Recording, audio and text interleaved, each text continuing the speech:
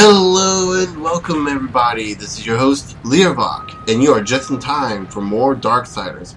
In the last episode, we traveled the sands of the Ashland and avoided the dreaded sandworm right here to get across over to here, all while I was talking about the cruise I was on. And in this episode, I'll be talking a little bit more about the cruise, more specifically about the stuff we did on the boat, because that's not what I talked about last episode. Last episode I talked about the islands we were on. So yeah, like I said, I talked about the Grand Cayman Islands and Castaway Cay, and those are pretty cool. but you're gonna be on the boat for, well, let's face it, about 3 days out of the 5 days you're on there, because you're only on the islands for about a day. So what is there to do on the boat? So there's usually tons of activities and stuff to do. Most of it Disney related stuff. I chose to hang out with the family for the most part. We have a little almost 2-year-old. I have a nephew who really loves Jake and the Neverland Pirates, and I just look at it and think this is the same kind of crap I watched as a kid. So, I mean, we think he likes it primarily because of the singing and stuff, and he really likes to do little dances there. So there was a few little spots where you could see like people in the Jake costume, and we saw like Donald Duck costume, or Donald Duck guy running around. That was the first mascot we had was Donald Duck. He was the first character we met, and my nephew he didn't like that. He didn't like Donald at all. He's like, you went up to Donald and like this kind of seemed like he was scared away. And to be honest, Donald seemed to be a little scared off by that too, but I think he was more just kind of mimicking Gavin. But apparently they found Goofy while I was what was I doing at the time? I was doing something else. And they found Goofy. I'm trying to remember what it was now. And, yeah, apparently he reacts better to Goofy. Go Fracture Cannon. This one doesn't even have a fancy name. Let's see what else. Like I said, my nephew really likes Jake and the Neverland Pirates, and so they did this little party thing, this little Princess and Pirates party thing where they had like Jake and Sophia from like I don't know, it's just some Disney stuff that was for kids that are I'm way too young. I'm way too old to actually I'm way too old to be knowing this stuff because I have a nephew. I have a 1-year-old nephew and a 4-year-old niece. You kind of have to know this stuff. I also got, speaking of which, also among the other characters, towards the on the 4th day, which is the day we went to the Cayman Islands, I got to meet the girls from Frozen, Princess Anna and Queen Elsa, and oh boy, was that nerve-wracking. Has nothing to do with the fact that I've never seen Frozen, since I'm kind of shy around pretty girls, pretty women. Actually, I got that one. I mentioned last episode about getting flashbacks to this in Beetlejuice by being on the beaches, but that one actually did give me legitimate flashbacks to my first convention experience. I found these 2 girls dressed up as Sailor Scouts from Sailor Moon, and I thought, oh, this would be something I think one of my friends would really enjoy because she loves Sailor Moon. She loves it. It's her first anime, and so obviously, you never forget your first. Mine was Dragon Ball Z or Digimon. Wait, what? Maybe it was Pokemon. They were all 3 of them around at the same time. Holy crap. So right here, I should probably mention what I'm doing with the Fracture Cannon here. Firing with RT detonating with LT. You can only launch so much before it just won't let you launch anymore. And after you blow it up, like let's see, you see right here, see it vanish. And then when you blow it up, oh no, it comes back naturally over time. Never mind. But anyway, so yeah, so I had a nerve-wracking experience with the con girls. And I had and like I said, I had a nerve-wracking experience with Anna and Elsa, and the only way to make that even more nerve-wracking is they actually did get my favorite Disney princess, Jasmine, in there, and Mulan. That would have been I probably would have actually legitimately fainted on that one, like just out of blood loss. Let's put it that way. I'm getting a little flustered even just thinking about it right now. Oh, if you could just see my face right now, just the thought. Oh, you can kind of tell I don't get out much from just my reaction. However, the funny thing is, my nephew-in-law, who loves Frozen, that's like his second favorite movie next to Hercules, was always going on about, Queen Elsa, and just how much he loves her pretty much. Now, if she were real, he'd date her, and, in all honesty, I don't blame him. She's a pretty hot queen. I was about to say princess, but she's technically not a princess. She's the first ever Disney queen to not be an evil sociopath. No, oh wait. First major. No, wait, no. There's the Mother and Brave. Never mind. So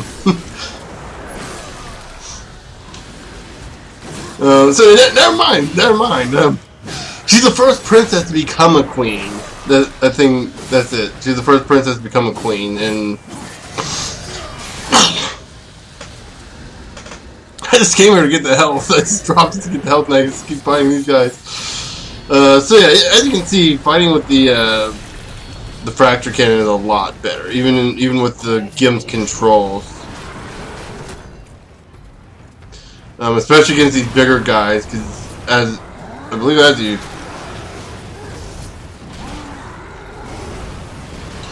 you hit them, it actually stuns them.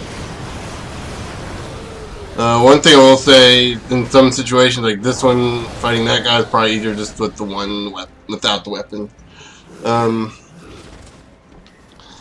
Yeah, just let you know, only part of the game that does this, and it kind of soured my experience a little bit. So anyway, back to what I was thinking about the cruise. Met Anna and Elsa. Oh, met Rapunzel in the hall. She was looking for, her chameleon. What her chameleon's name is. Pascal, I think. I've seen that movie like 4 times. She's another one of my favorite princesses too. Yeah, the funny thing about that one's like she's like, oh, have you seen Pascal? He's hiding around somewhere, and I'm like, Pascal, is that the horse? Because I legitimately could not remember the chameleon even being in the movie. Because, like, seriously, what significant role does that chameleon play in that movie for those who've actually watched Rapunzel or Tangled?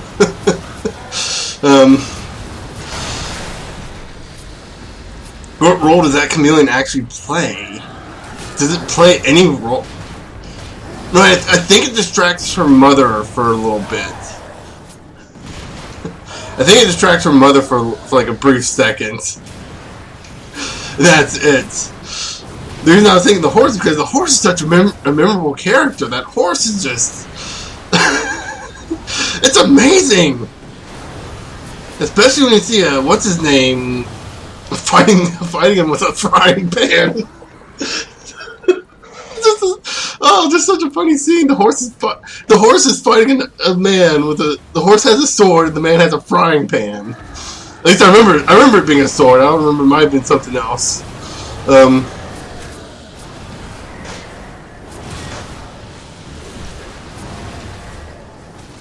Drop in.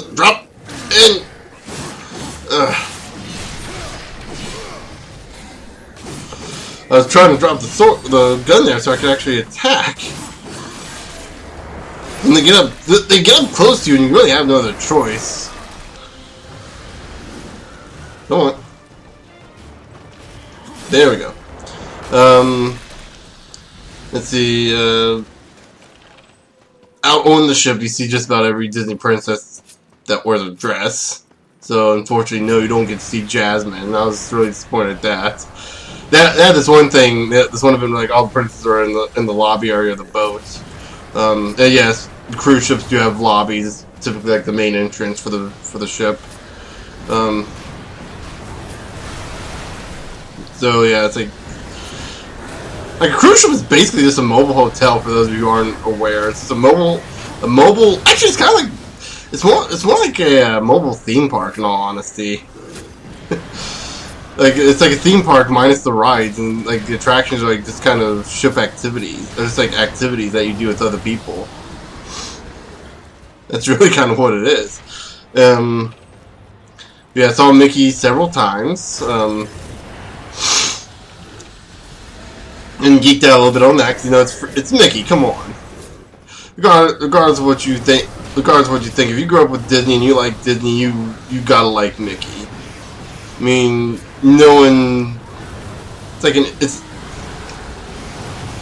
like an institution. I'm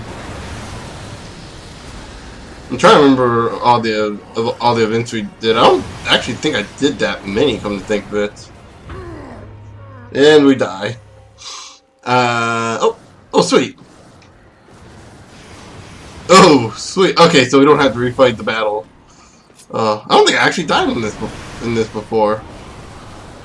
That is kind of funny how they're just lining up like that, lining up a Hogan's Alley style.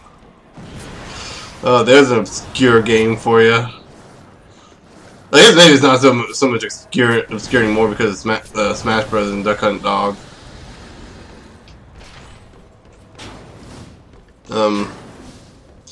Yeah, let's see. I didn't play bingo, but I kind of my family, just all of us in general, played bingo and we had our own card for this bingo thing. That was pretty fun. The activities director for that one tried to make it really fun.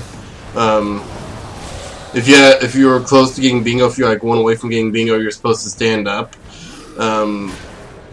My brother-in-law stood up like once, and he's a huge Star Wars fan, and naturally, you know, being him, he likes Darth Vader, so he had a Darth Vader shirt on.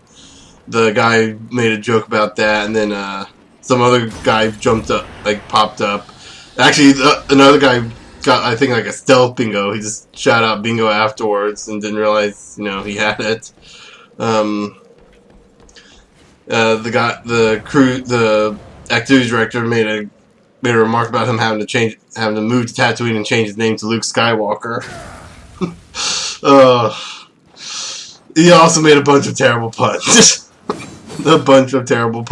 And I just gotta say, all the people that worked on that boat, I don't care how much they're getting paid. They could be getting paid $1 million an hour, $1 million an hour. They are not getting paid enough.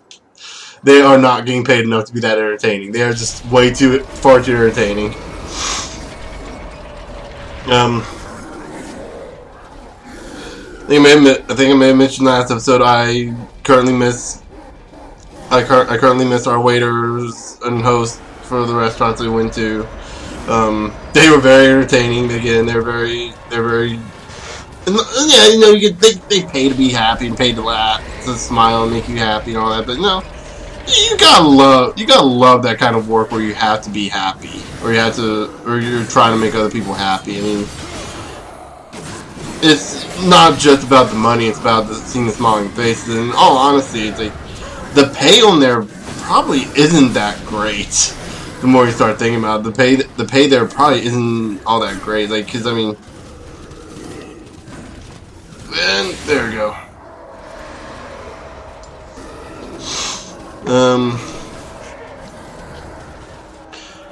So yeah.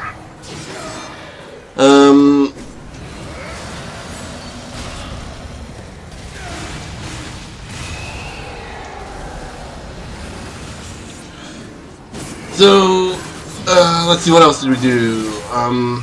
Ooh, we did a bunch of plays. I did see Into the Woods when I was there. Like, that was the first night I saw, second night. First night we didn't really do anything, because the first night we got there and the boat actually started leaving at like 5, and...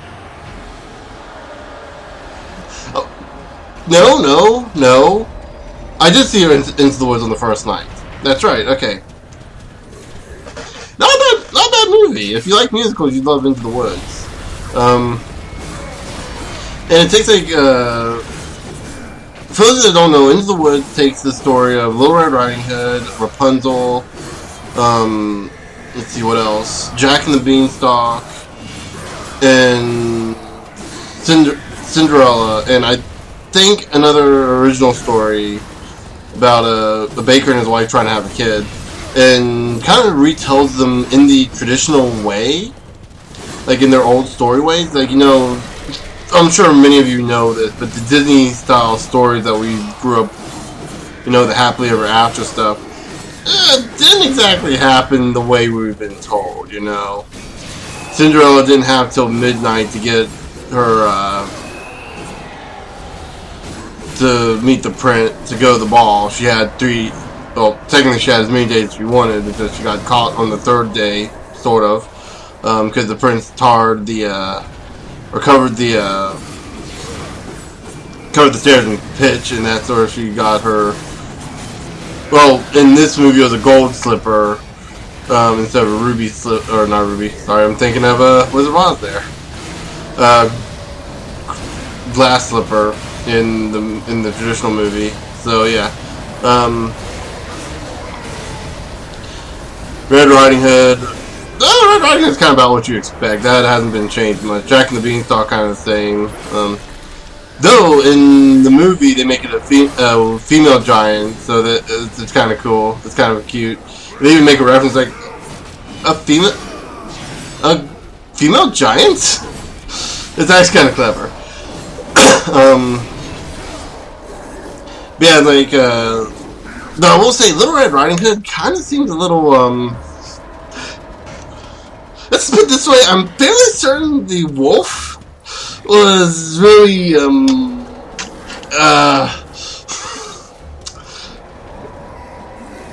lusting over the 12-year-old girl that was Little Red.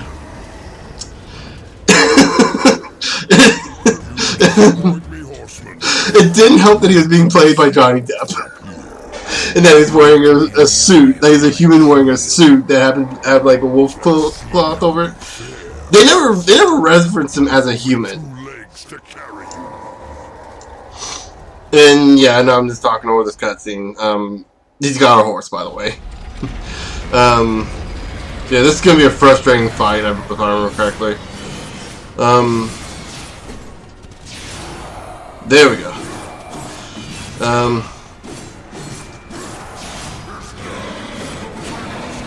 believe we got a dash. I believe this might be a one-on-one fight.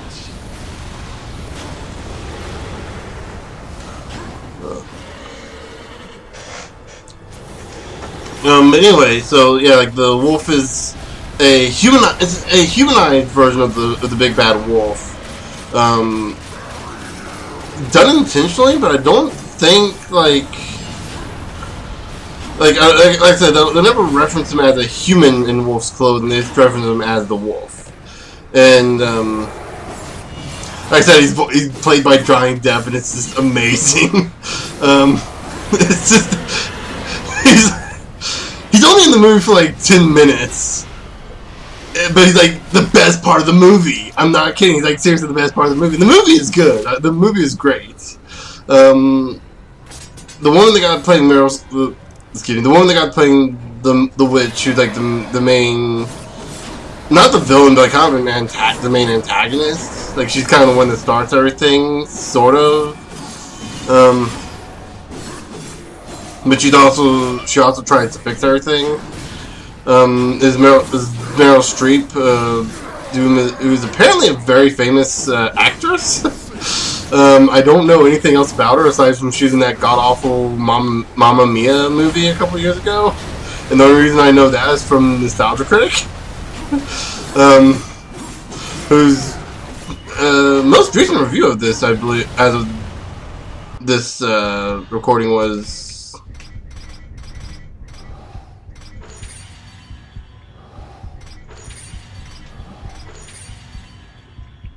I'm gonna be fast! Yes! Woo! And, anyway, so...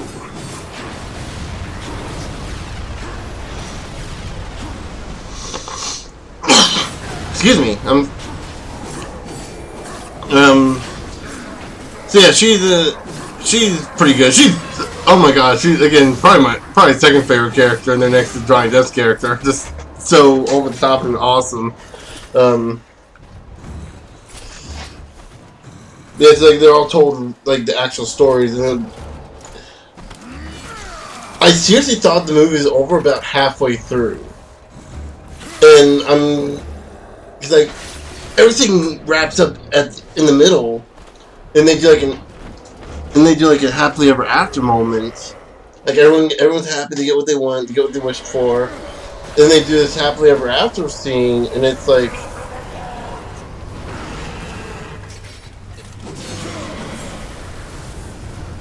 Now I gotta remember what we gotta do at this point.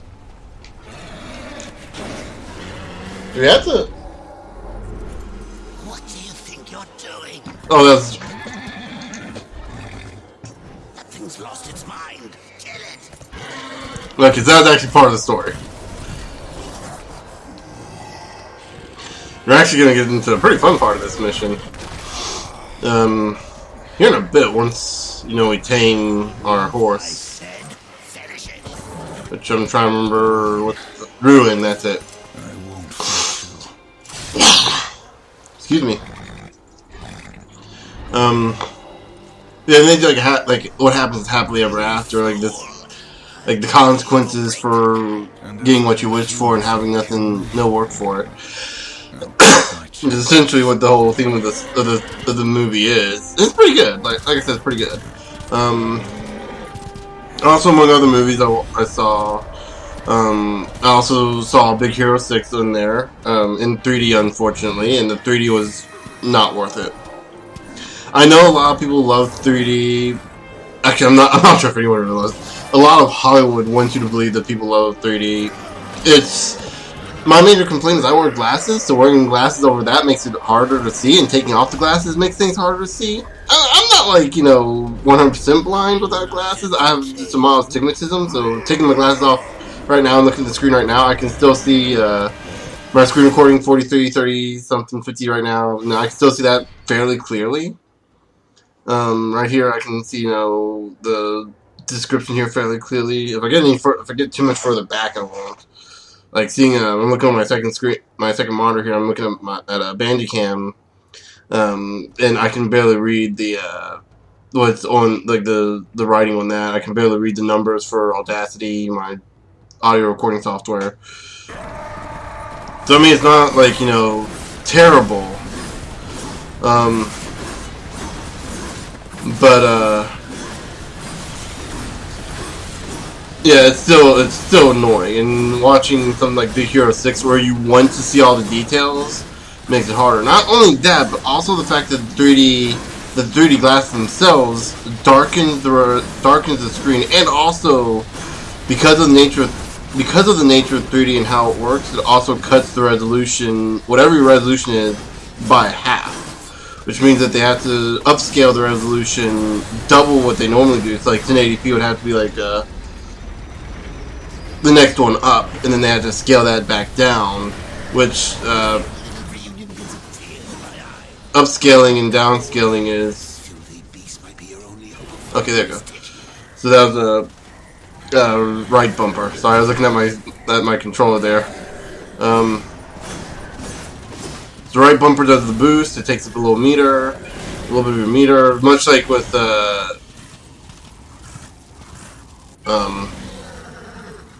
Zelda. Excuse me. There you go.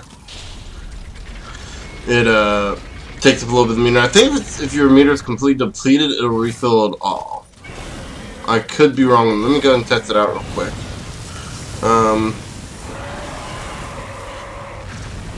So you're just learning about charging, and this is actually how we're going to avoid sandworms from here on out.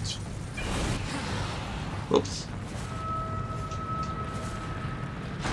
Oh, so right here you see ruin. We can't get to ruin in here because that area is blocked off. Like that area is a no ruin area. But right here we can actually access ruin from here, and I believe that actually automatically refreshes your charges. So I think we can actually fight the sandworms if we wanted.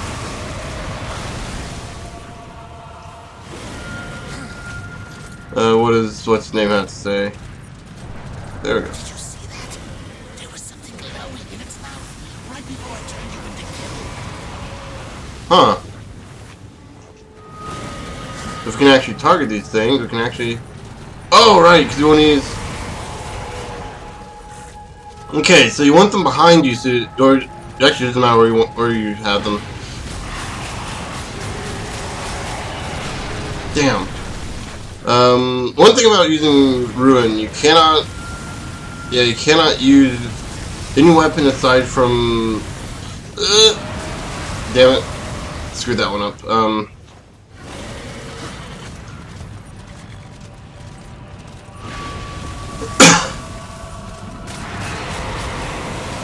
So we might actually be able to use our sword. You can't use anything but your sword and your gun.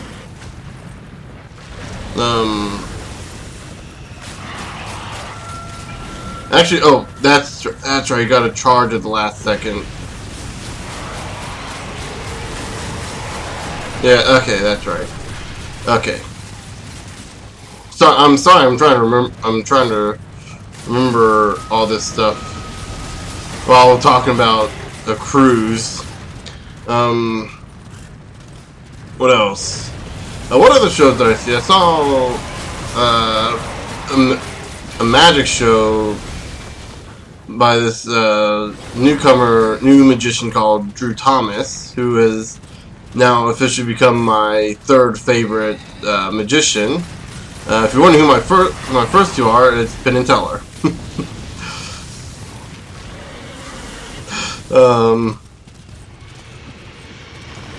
Yeah, I'm not kidding about that. Penn and Teller are like my favorite magicians, and not even so much because they're magicians, but because they're just so entertaining.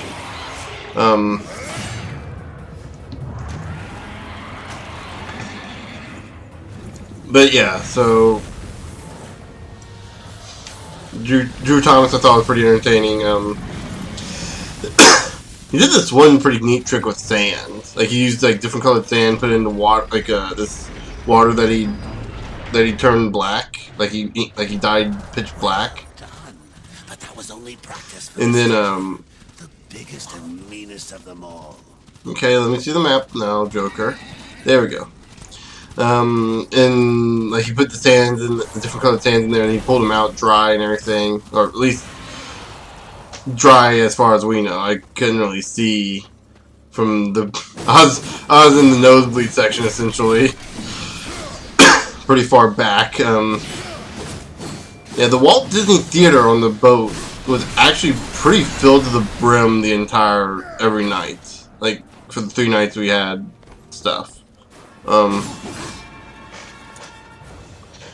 Like the first night didn't have any plays.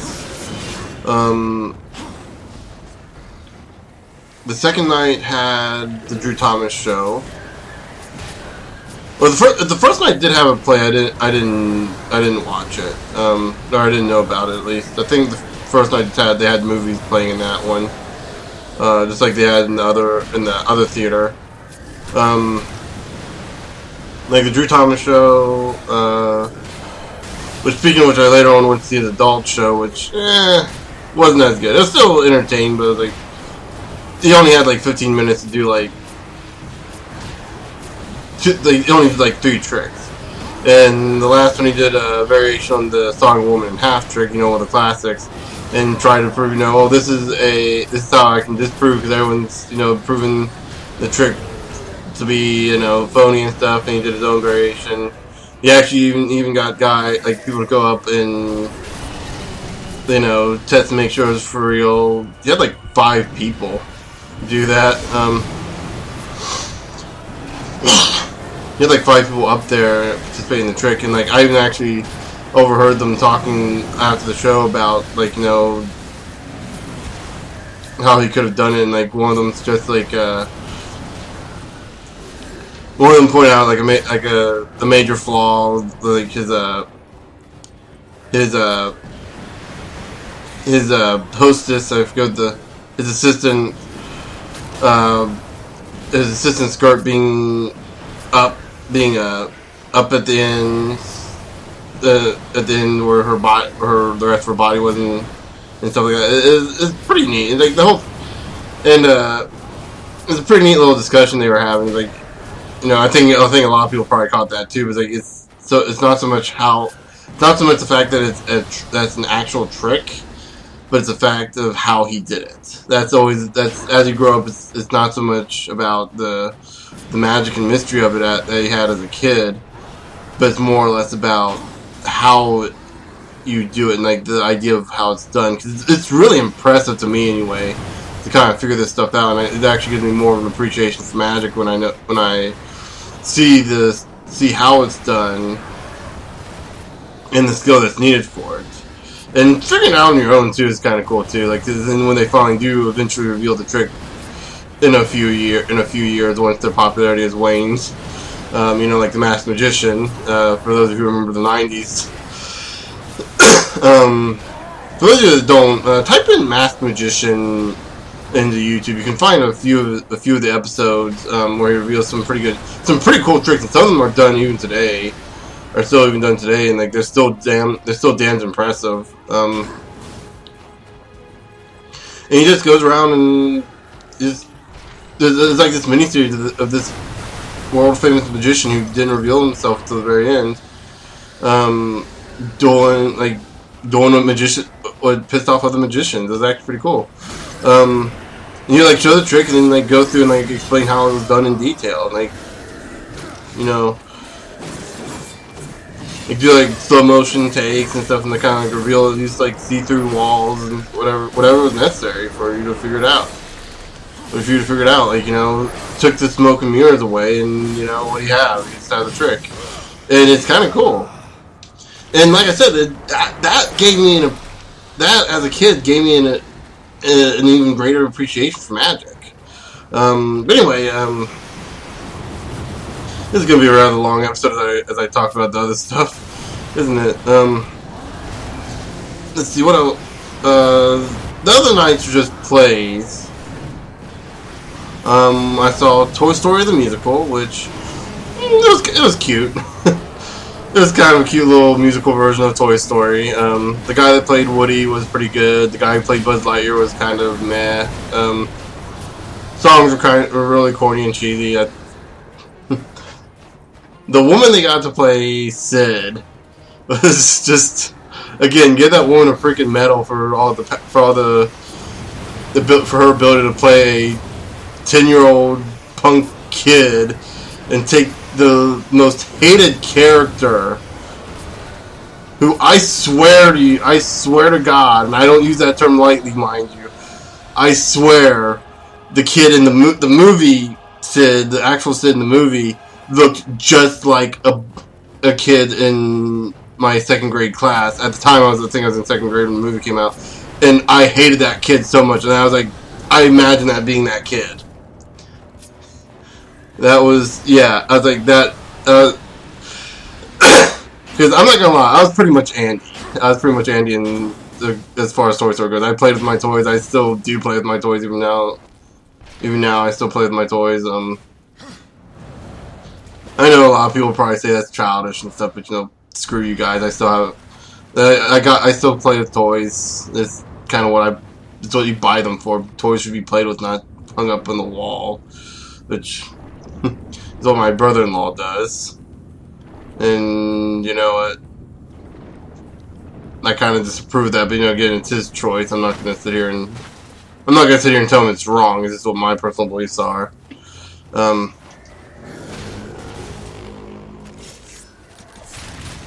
Actually, and yeah. So yeah, Toy Story the musical was pretty good. I'm really starting to use a lot of voices and scenes from the movie. Like they have this backdrop, screen drop down. They'd have like 3D like these scenes from the movie. I think actually pulled out for some of the backdrops, which is actually kind of cool. And then I'm fairly certain some of the voices and like the guys who were playing like Mr. Potato Head and Slink and Piggy Bank. Those are all voices from the actual movie. I swear they're like beat for beat the same exact voices and clips from the movie. It's kind of hard to tell because it's been a couple years since I've seen Toy Story. at least in its entirety. So the next night they had the Golden Mickeys, which is like this little trying to be an award show, but everything goes wrong sort of thing. Kind of a cute little play there about basically about a kind of a tribute to the Disney in general, like the Disney cartoons. And that one was pretty good. That one had some pretty good scenes. They had songs and stuff from the movies, reinterpreted by the actors naturally. Ooh, another Vulcan spot. Wait, is this? Ooh, we're about to hit the boss. Okay, so yeah. So yeah, and then that was pretty good. And the next one we had was Dreams, something experience. I can't remember the actual name. Probably gonna want that.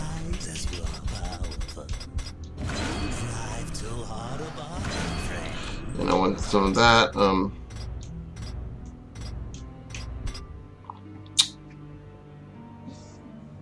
Might as well.